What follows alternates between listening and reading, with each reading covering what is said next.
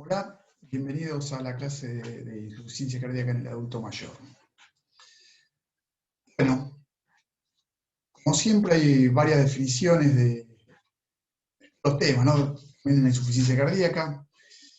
Hay algunas que son más simples, como la que está arriba, y hay algunas que son un poco más complejas, que lo describen mejor, como es la que tenemos abajo, que es la de Harrison, que dice que la insuficiencia cardíaca es un síndrome clínico complejo, resultado de la alteración estructural o funcional del llenado del llenado ventricular o de la expulsión de sangre, lo que a su vez ocasiona síntomas clínicos cardinales de disnea, fatiga y signos de falla cardíaca como edemas y estertores. Debemos saber que, entonces, cuando hay una insuficiencia cardíaca siempre hay una enfermedad de base, es decir, que hay una enfermedad del corazón que debe ser diagnosticada, porque son muchas las etiologías, muchas las patologías que pueden ocasionarla. Se prefiere la denominación actual de insuficiencia cardíaca, antes se hablaba de insuficiencia cardíaca congestiva, pero bueno, a ver en los libros más nuevos que se habla de insuficiencia cardíaca directamente. ¿Por qué vemos la insuficiencia cardíaca en salud del adulto mayor? Bueno, por varios motivos. Obviamente porque es un problema geriátrico. Afecta sobre todo a las personas mayores y llega a tener una prevalencia de hasta el 10% mayores de 70 años en los países desarrollados, mientras que en los adultos más jóvenes es del 1 al 2% de la población tiene insuficiencia cardíaca.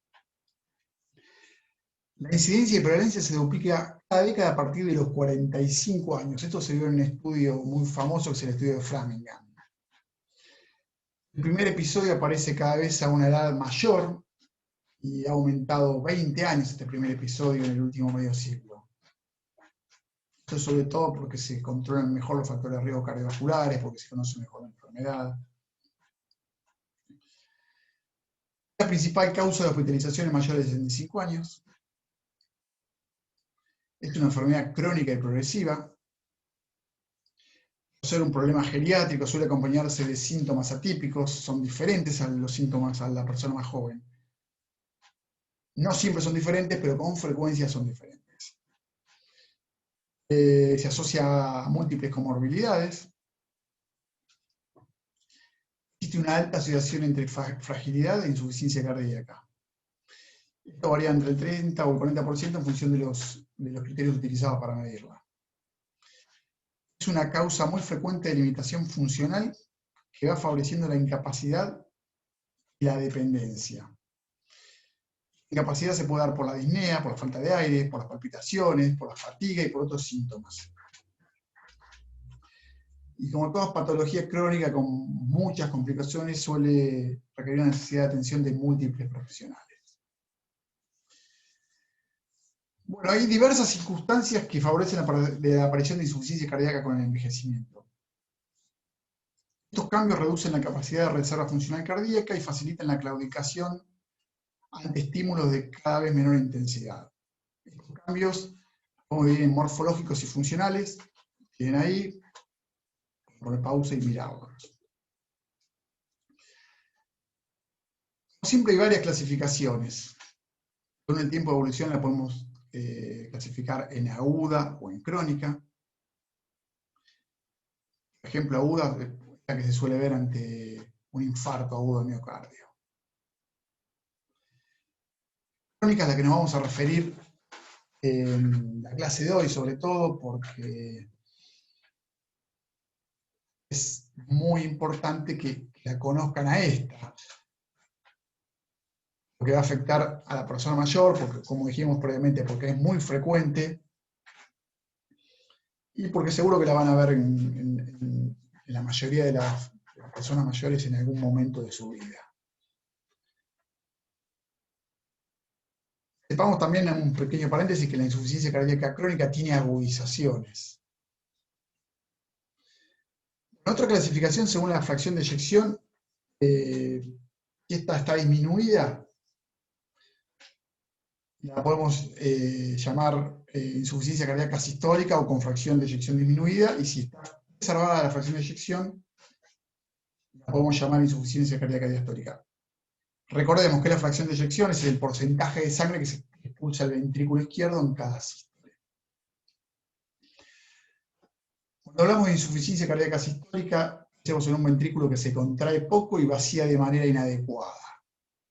Cuando hablamos de insuficiencia cardíaca diastólica, pensemos que el llenado del ventrículo izquierdo se va a ver afectado, y esto va a dar como resultado un aumento de la presión de fin de diástole en dicho ventrículo.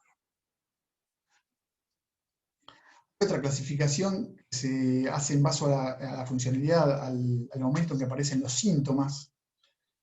En esta clasificación tenemos una estimación de la gravedad, en 4 estadios.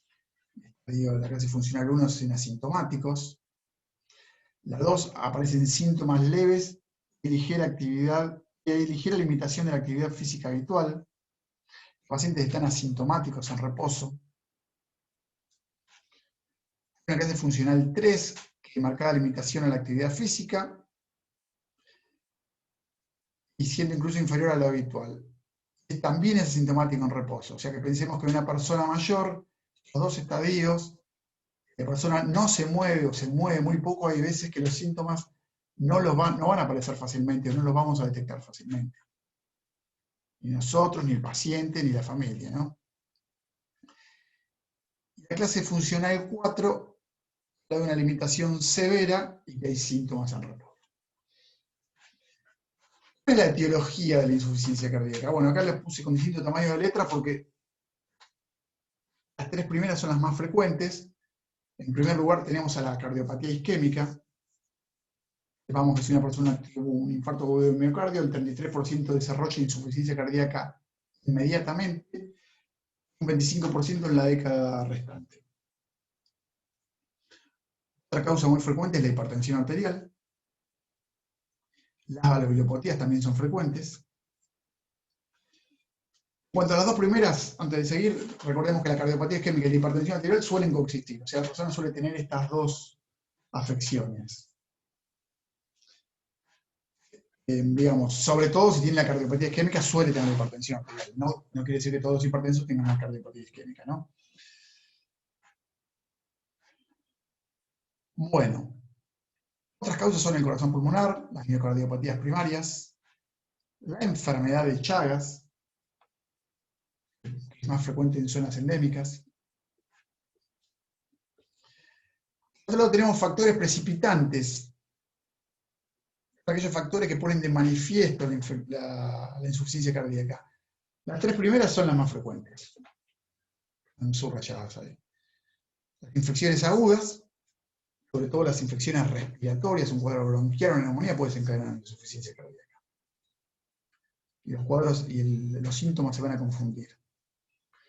La falla del tratamiento y el incumplimiento terapéutico es una causa muy frecuente. Vemos que un paciente que tiene una insuficiencia cardíaca, crónica obviamente, cuando deja el tratamiento, agudizan los síntomas y generalmente terminan internados. La aparición de nuevas arritmias es muy frecuente. Cuando hablamos de nuevas arritmias hablamos de la fibrilación auricular. Pensemos que un corazón enfermo tiene más posibilidad de tener una arritmia como la fibrilación auricular, que a veces siendo sintomática la insuficiencia cardíaca la pone de manifiesto. También una anemia brusca, un embolismo pulmonar, una isquemia coronaria aguda, una disfunción tiroidea y una endocarditis infecciosa, todos estos pueden precipitar una insuficiencia cardíaca. Bueno, clínica, los síntomas y síntomas. Estos van a depender obviamente del estadio de la enfermedad. Como siempre va a haber una etapa que es asintomática y una etapa que va a tener, por ejemplo, en la clase funcional 4, que va a tener los síntomas en reposo. La insuficiencia cardíaca puede verse la falla global cardíaca o como la falla del ventrículo izquierdo o del ventrículo derecho. Hay signos que tradicionalmente se lo denominó de falla izquierda, de síntomas o signos dependientes de la falla del corazón izquierdo, como la disnea, otros asociados a la falla cardíaca derecha, como la incurgitación yugular y edema. No vamos a entrar en detalle en todo esto, porque ustedes ya lo conocen, pero digamos que hay signos típicos como son la disnea, la fatiga, la ortopnea, la disnea paroxística nocturna, la nocturia. Todos estos síntomas los tenemos que ir a buscar e interrogarlos. Vamos a preguntar si le falta el aire, si se fatiga fácilmente. y al acostarse a la noche se tienen que sentar porque le falta el aire. Hay que ir y preguntarlo, porque si no, no vienen y lo cuentan los pacientes. Si les falta el aire, apenas se acuestan, si se tienen que levantar a orinar a la noche. Como ustedes saben, esto es por la absorción de los edemas, ¿no? Después hay signos que también los tenemos que buscar al hacer el examen físico: la incurgitación yugular, el reflujo hepatoyugular, el desplazamiento lateral del choque de punta, que eso que se desplaza hacia afuera y hacia abajo por dilatación del ventrículo izquierdo, y la presencia de un tercer ruido. Estos signos son específicos de insuficiencia cardíaca, son bastante específicos. Su presencia nos tiene que hacer pensar que la tiene. Después hay otros síntomas que ahí están anotados, que son menos específicos: la tos nocturna, que es un equivalente de la disnea nocturna, las palpitaciones, la angina de pecho, y hay otros signos que también son menos específicos, pero están presentes en la insuficiencia cardíaca, pero pueden estar presentes en otras patologías, como los edemas, los rales crepitantes, la taquicardia, el pulso irregular, la taquipnea, la hepatomegalia, las extremidades frías. Digamos que estos son los síntomas más típicos que tiene insuficiencia cardíaca. Suele tener la persona mayor, pero la persona mayor hay una complejidad clínica, como dice esta diapositiva. ¿Por qué? Porque suele haber una mayor dificultad para reconocer esta sintomatología. Muchas veces los síntomas se lo atribuyen a la edad. Falta un poco el aire, puede ser por la edad. No tiene que ser así. Y suele haber manifestaciones atípicas, sobre todo en la persona que está un poco quieta. Por ejemplo, ahí vemos los síntomas, la disnea de aparición tardía. La persona se mueve poco. Si está limitado el movimiento de la casa, ni hablar si está acostado, no si está postrado, a veces la disnea de aparición tardía aparece cuando la enfermedad ya está bastante avanzada. Pueden tener astenia, se pueden fatigar, pueden tener insomnio, por varios motivos: porque se tienen que levantar a orinar de noche por los edemas, porque les falta el aire, porque les da tos de noche, también es por la absorción de edemas esto, ¿no? Pueden debutar con un síndrome confusional agudo. También los síntomas en la persona mayor, los signos en la persona mayor pueden ser más difíciles de analizar. Por ejemplo, la presión venosa central puede ser difícil de reconocerla porque puede haber un latido carotídeo prominente. La ocultación puede tener una interpretación diferente, la ocultación cardíaca. Decimos que suele ser habitual que estas personas tengan soplos difíciles de interpretar muchas veces. La ocultación pulmonar equívoca, por ejemplo, la presencia de rales no siempre significa falla ventricular. A veces pueden ser de origen respiratorio, pueden estar vinculados a una persona inmóvil y los pueden tener. Y después los edemas, que son un síntoma de insuficiencia cardíaca, tienen un diagnóstico diferencial más complejo que en el joven. Pueden darse una falla venosa, falla de válvulas venosas en miembros inferiores, pueden darse por una falla renal, pueden ser por hiponatremia, etc. Entonces, esto es lo que se quiere decir, que tenemos que estar atentos a los síntomas, a estas manifestaciones atípicas, y no siempre esperar, como dice el libro, los otros síntomas que son y signos que son los más frecuentes de encontrar. Bueno, si vamos a hacer una valoración diagnóstica, lo ideal sería hacer estos pasos. Primero tenemos que establecer el diagnóstico sindrómico de falla cardíaca, el diagnóstico de insuficiencia cardíaca.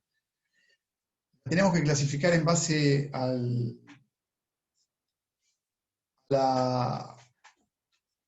la función, a los 4 grados que habíamos visto previamente, clasificarlos en base a la fracción de eyección y a la gravedad clínica. La gravedad clínica en la práctica usamos los criterios de la Asociación de Nueva York, que son los 4 que vimos previamente, el 1 del 4, el 4 es el más grave, nos ayudan para aproximarnos en la gravedad del cuadro. Tenemos que buscar e identificar la lesión subyacente, hacer el diagnóstico etiológico. Recordemos que en las personas mayores, en orden decreciente de frecuencia, están primero la cardiopatía isquémica, después la hipertensiva y después las lesiones valvulares. Recordemos que a veces pueden coincidir estas patologías en la etiología. Hay que buscar y valorar posibles enfermedades acompañantes y evaluar la situación general del paciente, esto es muy importante. Hay que identificar el factor precipitante de entrada en fallo cardíaco. Los factores más frecuentes en la persona mayor, recordemos que son las infecciones, que lo dijimos rápidamente, sobre todo las respiratorias, incumplimiento terapéutico, el abandono de medicación y la aparición de nuevas arritmias, que en este caso la más frecuente es la fibrilación auricular. Y tenemos que evaluar la situación funcional general de fragilidad en la persona mayor, sobre todo en las personas mayores más frágiles, en los cuales le deberíamos hacer una valoración genética integral. Bueno, el diagnóstico de insuficiencia cardíaca inicia siempre con la sospecha clínica, es el diagnóstico del síndrome, y existen estudios complementarios que nos van a ayudar para reforzar esta hipótesis diagnóstica, que son el laboratorio, el electro, la placa de tórax y el ecocardiograma. En el laboratorio es de utilidad los péptidos natriuréticos, se puede hacer por un examen sanguíneo, existe el péptido natriurético cerebral o el péptido natriurético cerebral, son los más utilizados y estudiados, son de utilidad para establecer el diagnóstico en casos dudosos. Por ejemplo, un paciente con una leve disnea, uno podría ir al laboratorio y según los resultados, bueno, si es negativo, pensar en que puede ser de otro origen, por ejemplo, respiratorio. Y no tiene mucha clínica, ¿no? El paciente. Y tiene valor pronóstico y podría ser útil en la monitorización terapéutica. Si un paciente tiene los péptidos natriuréticos en valor normal o bajo, y este paciente nunca fue tratado para insuficiencia cardíaca, hace muy poco probable de que este paciente padezca la enfermedad. Otros análisis que suelen utilizarse en el hemograma, porque por ejemplo una anemia puede agravar una insuficiencia cardíaca, encontramos la leucocitosis, nos puede hacer pensar en una infección en el contexto de síntomas, la función renal, es importante para establecer el compromiso primario, para ver el pronóstico y para ver el tratamiento también, porque según la filtración glomerular hay que ajustar la dosis de determinados fármacos. Es importante ver las alteraciones electrolíticas, que van a aparecer en forma frecuente con el tratamiento diurético, porque como vamos a ver, es un pilar en el tratamiento de la insuficiencia cardíaca. A veces puede estar alterado el hepatograma, puede estar aumentadas las transaminasas y la bilirrubina. Bueno, esto puede ser por congestión hepática, este dato hay que tenerlo en cuenta, porque a veces lleva a confusión y búsqueda de otras enfermedades que en el contexto de clínica de insuficiencia cardíaca hay que pensar que es de la etiología. Las hormonas tiroides también sirven, por ejemplo, el hipertiroidismo, que como vimos tiene una fibrilación auricular que es un precipitante. Bueno, muchas veces este aumento de la función tiroidea puede desencadenar una fibrilación auricular que puede precipitar una insuficiencia cardíaca. También el hipotiroidismo puede dar una insuficiencia cardíaca. En nuestro medio es importante la serología para Chagas, en las zonas más endémicas del país, o en un paciente que tenga un bloqueo de rama derecha. Las tropolinas también se pueden pedir, sobre todo si el paciente tiene un componente isquémico agudo, o si se descompensó de una insuficiencia cardíaca.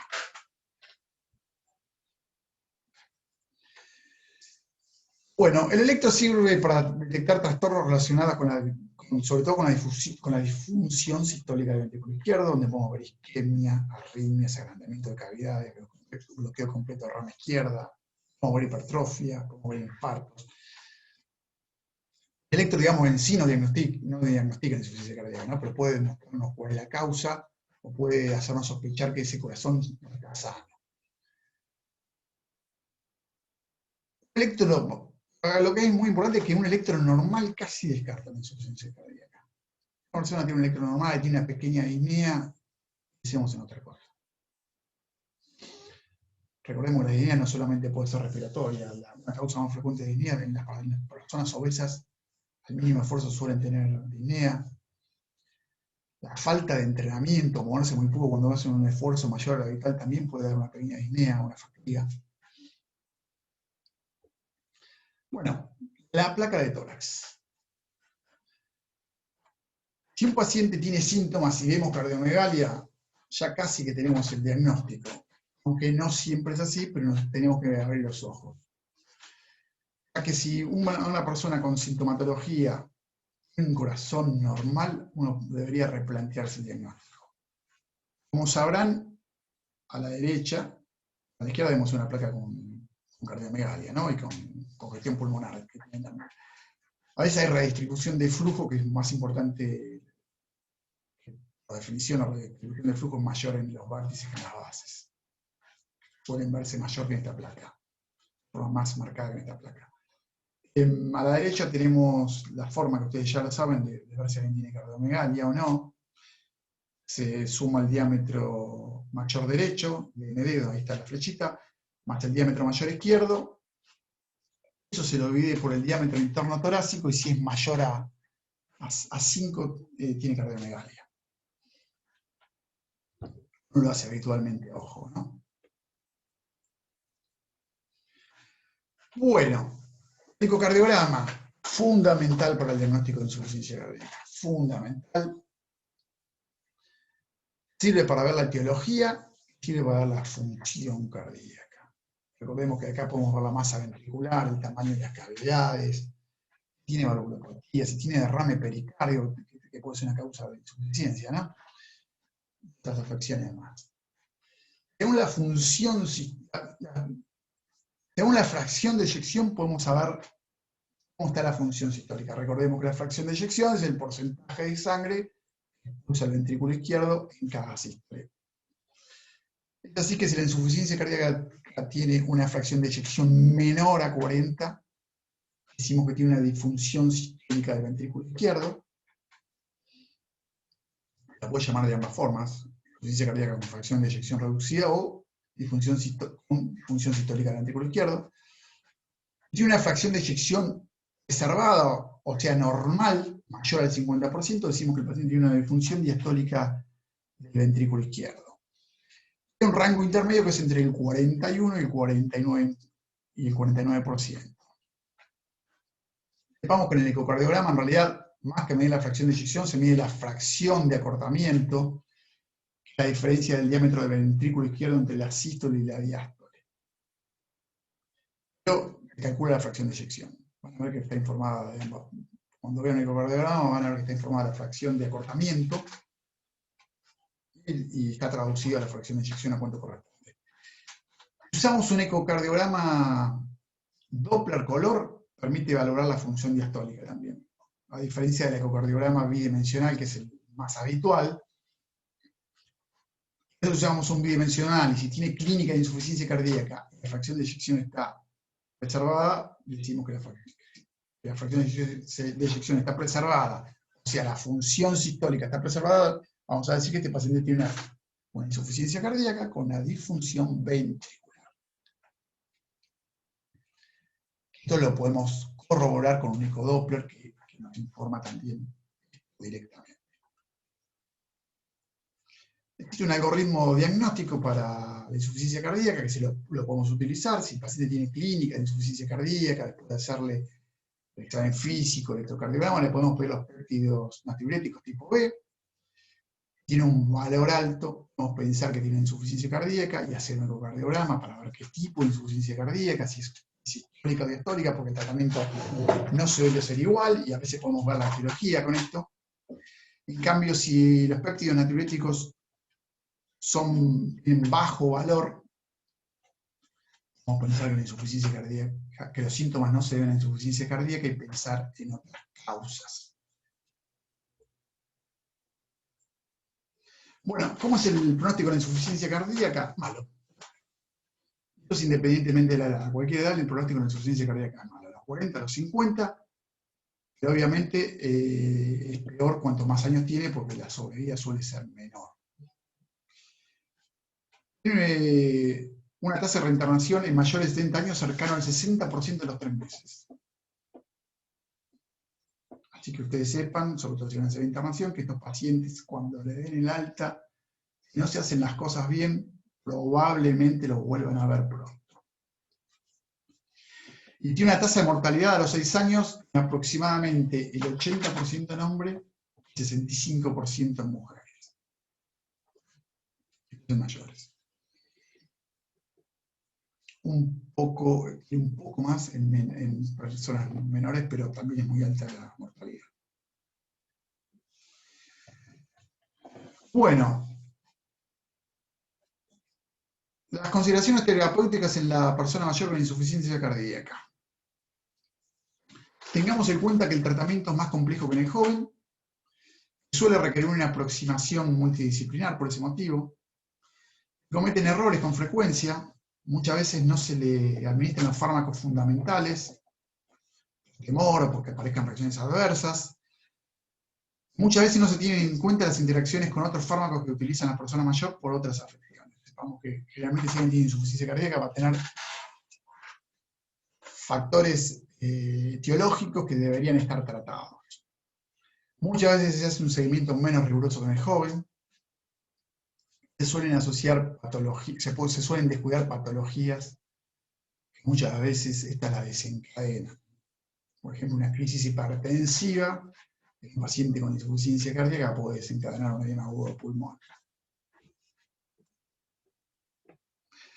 Bueno, ¿cuáles son las razones para que podamos hacer un manejo interdisciplinar? Primero, epidemiológicas. Recordemos que hay una tasa alta de hospitalización y de rehospitalización, que dijimos que era cercana al 60% de los 3 meses. Tienen un alto porcentaje de comorbilidades estos pacientes, por lo tanto utilizan muchos fármacos. Como todas las personas que utilizan muchos fármacos, tienen muchas veces abandonos terapéuticos o errores en la toma de medicación. También recordemos que en las personas mayores, muchos tienen insuficiencia renal que va a ser más complejo el tratamiento. La insuficiencia cardíaca es una causa frecuente de incapacidad, de hecho tener disnea clase funcional 2, clase 3, no es en reposo, hace que la persona al mínimo movimiento le falte el aire y se quede muy quieto. Esto va a traer, va a entrar en un círculo vicioso de complejidades por no moverse, que ya las conocemos, las clases que ya hemos visto previamente. Suele estar asociada con problemas psicosociales y de conducta, no siempre, obviamente. Estos pacientes necesitan educación por parte del personal de salud sobre cómo realizar actividad física, qué tipo de actividad física, tienen que hacer una dieta especial, tienen que cumplir la medicación a rajatabla. Muchas veces estos pacientes necesitan un cuidador que administre la medicación, tienen que hacer cambios en estilo de vida si quieren andar bien o no tan mal. Y se necesita un seguimiento terapéutico para mejorar los resultados. Bueno, eso lo necesitamos con un equipo de salud amplio, no solamente con un médico de cabecera que los atienda. Bueno, como siempre hay medidas farmacológicas y no farmacológicas. Las medidas no farmacológicas tenemos que empezar con una dieta que sea pobre en sal.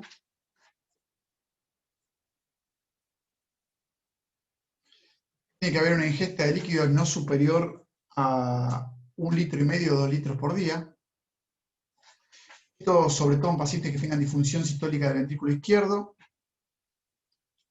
Y si el paciente tiene hiponatremia, debe ser más estricta la ingesta de líquidos. Tenemos que mantener un periodo mínimo de inmovilidad de paciente, cuanto antes, apenas pueda, obviamente, ¿no? Tenemos que establecer un programa adaptado de ejercicio físico, porque esto mejora los síntomas y el pronóstico. En pacientes con clase funcional de 1 a 3, o sea, los que tienen dignidad de reposo, si pueden, deben realizar caminatas. De todos modos, estos ejercicios hay que limitarlo de acuerdo a las limitaciones. Por ejemplo, si tienen una artrosis por dolor de cadera, caminar le va a ser difícil y no lo van a poder hacer. Tenemos que controlar los factores de riesgo cardiovasculares, obviamente, porque Esto no solamente de insuficiencia cardíaca, sino también de insuficiencia coronaria o vascular. Y como dijimos, la isquemia vascular o la cardiopatía isquémica es un factor de riesgo para padecer insuficiencia cardíaca. Tenemos que limitar el consumo de alcohol. Vamos, que el alcohol tiene un efecto depresor sobre el miocardio. También los pacientes que toman alcohol en exceso pueden tener hipertensión arterial. Tenemos que afrontar las comorbilidades y tratarlas. Tenemos que vacunar contra la gripe y el neumococo, porque hay peor si se enferman. También contra la enfermedad por COVID-19, que es nuevo, pero es una de las indicaciones para tener prioridad para vacunarse. Y tenemos que evitar fármacos que puedan dar lugar a compensaciones, por ejemplo, los antiinflamatorios no esteroides. Estos utilizados en exceso pueden producir una retención de sodio y vasoconstricción periférica. También pueden atenuar y aumentar la toxicidad de los diuréticos y los inhibidores de la enzima convertidora de angiotensina. También otro fármaco que debemos tener cuidado, por ejemplo, con el verapamil o el litiazem, que son bloqueantes de canales de calcio, que si el paciente ya viene tomando algún beta bloqueante, esto pueden potenciar una insuficiencia cardíaca, histórica sobre todo. Bueno, el tratamiento farmacológico se va a basar si el paciente, no es igual si el paciente tiene una fracción de eyección baja o si lo tiene normal. Bueno, con baja fracción de eyección, hay que dar los inhibidores de la enzima convertidora de angiotensina. Una opción es dar los ARA2, que son los antagonistas del receptor de angiotensina 2, como son el losartán, el candesartán, el valsartán. Bueno, entonces, estos junto con los beta bloqueantes hay que darlos independientemente de la clase funcional. ¿Qué quiere decir esto? Que si nosotros nos llegamos a enterar que el paciente tiene una insuficiencia cardíaca, clase funcional 1, es decir, que no, probablemente la persona mayor no nos demos cuenta, es algo que haga un esfuerzo muy, muy grande, o en personas asintomáticas, la detectamos por un ecocardiograma, los deberíamos medicar porque esto los mejora. Después, otro pilar bueno, los beta bloqueantes, como ya saben, son el bisoprolol, el carvedilol, el metoprolol, que son los más usados. Después, los diuréticos tiacídicos o de ASA se utilizan cuando hay sintomatología de congestión, o sea, esta diferencia de los dos casos anteriores cuando tienen síntomas. Edemas, hepatomegalia, ingurgitación yugular, disnea al mínimo esfuerzo o grandes esfuerzos, hay que usarlos porque mejoran. Después, se pueden utilizar otro tipo de diuréticos que son los antagonistas del receptor de mineralocorticoides, como son el ARM que puse ahí, sigla, ¿no? Como pueden ser la aspironolactona o la aspirenona. Entonces hay que agregarlo a los pacientes que tienen síntomas a pesar de los test anteriores. Después, también se puede agregar la digoxina, por ejemplo, en pacientes que tengan disnea a pesar del tratamiento como que ya nombré previamente. Y a veces se usa la digoxina para controlar la frecuencia cardíaca cuando está muy alta. Estamos utilizando y ya usamos betabloqueantes en pacientes con fibrilación auricular. Otras opciones de tratamiento son las que están ahí abajo, que son las un poco utilizadas. Sacubitrilo, más el valsartano o la hidralazina más nitrito se pueden usar en pacientes que no pueden utilizar los IECA o los ARA2. Es raro, pero se pueden utilizarse. Y después la ivabradina se puede utilizar en aquellos pacientes que utilizamos la dosis máxima de beta bloqueantes y la frecuencia cardíaca está alta, mayor de 70. O en pacientes que tengan intolerancia a los beta bloqueantes, por ejemplo, un asmático severo que, como sabemos, los beta bloqueantes pueden empeorarlo. Y bueno, cuando la fracción de eyección está preservada o intermedia,